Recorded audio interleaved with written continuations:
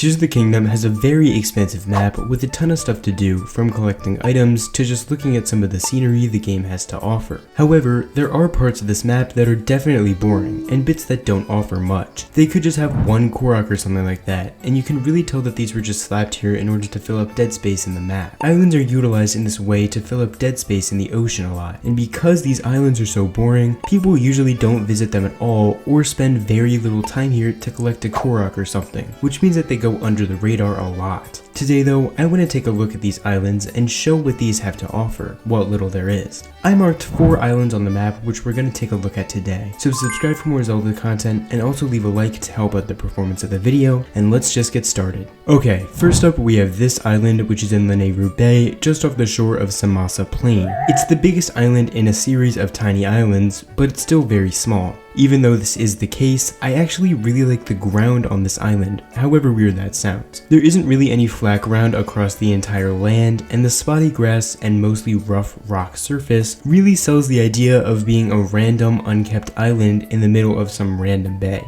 Anyway, onto the actual stuff on it. It has a Korok with my least favorite Korok puzzle, and unlike the other islands on this list, there are actually resources on this island. Specifically, there are just a couple iron shell crabs walking around here. Not much, I know, but still better than nothing. The island has a nice view of the sun also, and obviously random enemies can still spawn here too. Pretty cool little island overall. Next up, we have this little island off the shore of Lavura Beach, and this is a pretty strange one. It seems to be made of materials from the sky, given the orange grass and structure design, and at first glance, besides a pretty interesting structure that I just mentioned that seems to be sunken into the middle of the island, there isn't anything here at all. However, there is actually a chest at the bottom of the water in the middle of the little pond which has a large Zonai charge in it. That is literally it. That is the only item on this island. There is nothing else here and nothing to do but jump around on the weird sunken structure in the middle of the island. Let's just move on. For the third island on this list, we have the first island with an actual name being called Wintray Island. Cool name aside, the actual island is also pretty cool. It's got some interesting geometry and structure with a higher bit and lower bit on the island, and it has my personal favorite kind of Korok puzzle, which is the one where the light runs around until you catch it. Unfortunately, that's where the stuff to do on this island ends though. Other than the Korok puzzle, this island is unfortunately just another random little bit of land without much to do on it. For a reason for these islands' existence, maybe they were meant for something in a Tears of the Kingdom DLC, but I sorta doubt that to be honest. I don't think Nintendo was planning to do that ever. Anyway, on to the last island. For our fourth and final island, we have a very strange one. What is this strange elusive island? Well, it's this tiny little piece of what looks like upheaval from the sky with a single Zonai battery and a single piece of wood sitting on it. I am actually genuinely curious as to what Nintendo possibly could have intended the player to do with this island. Like,